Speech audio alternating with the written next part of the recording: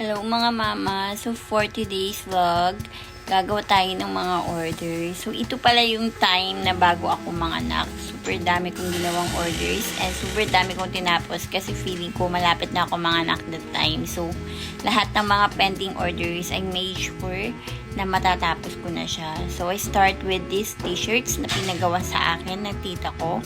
Since rush to, ito muna yung inuna ko guys kasi pagka kinabukasan yan na yung time na ipipick up niya yung t-shirts kasi yan yung gagamitin nila for a certain program sa school nila. So nilabas ko lang yung mga gagamitin kong heat iron vinyls or heat transfer vinyls and kinat ko siya. And then ayan, kasama ko din pala yung anak ko during that time. So ganyan na yung banding namin habang ako gumagawa ng orders. Siya naman, sadly, ayun, pinapanood ko muna ng video sa iPad. Anyway, ayan, ikakat ko lang yung mga prints na ilalagay natin sa t-shirt. So, I'm using my Cricut Maker 3 to make this project. So, super love this machine kasi ang bilis niyang mag-cut. And ayan nga ako guys, pinifilm ko din yung behind the scenes kasi gagawa ako na separate video for that. Anyway, ayan, habang nagka-cut, time muna for baby, tinatalian ko lang yung buhok niya, 'di ba? So, pagkatapos i-cut, iwiwid ko na siya.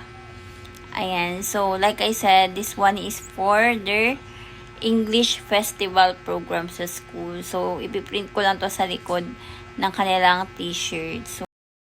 So, after kong i-cut yung mga prints for the t-shirts, ang next ko ginawa is kinat ko na din tong print for the burlap bag na pinagawa din sa akin ng isa kong customer.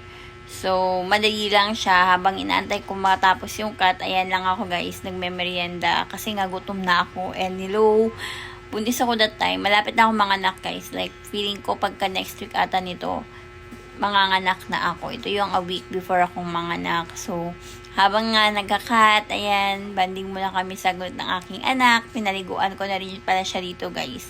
Actually, tapos ko na siyang i-cut. Iwiwid ko na siya. So, ayan yung aking ipiprint sa burlap bag. Yan yung mga ipiprint ko din sa t-shirt.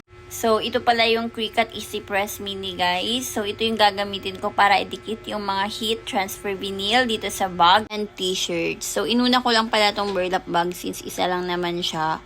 And, guys, tip lang, kapag gumagawa kayo ng personalized burlap bags, I suggest na gamitin nyo yung Cricut Easy Press Mini kasi mabilis siyang magdikit at mabilis lang siyang gamitin. So, ngayon, nandito na tayo sa t-shirts. Ganun pa rin, guys. Ito pa rin yung gagamitin ko. And super love ko tong Cricut Easy Press Mini kasi super dali lang talaga niyang gamitin and ang bilis niyang magpadikit ng heat transfer vinyl doon sa mga blanks natin guys. So bali 8 pieces pala to na polo shirts guys ang gagawin natin. And ayan, 'di ba? Kaya ng buntis yan. So kaya nyo rin. So ayan, water break muna kasi sobrang uhaw na ako at ang init ng panahon na to. And ayan guys, tapos na nga. So, ngayon, another one is itong mga cake toppers for Mother's Day. Diba? Super delayed na itong post na to. Pero, ayaw ko masaya tong video kaya kailangan nating i-push. So, gumawa pala ako ng mga mini cake toppers for Mother's Day kasi may nag-order sa akin. And ayan, Cricut Maker 3 ko ulit yung ginamit ko. And since hindi ko siya natapos nung umaga, inabot na ako ng gabi.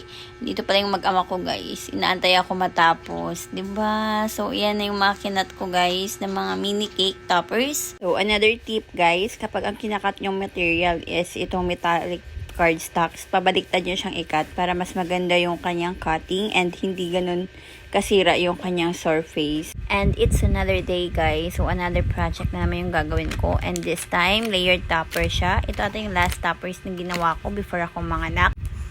Ayan. So after ko siyang gawin, part of the process is kunan sila ng pictures para may ma-post ako sa social media. So ito yung output.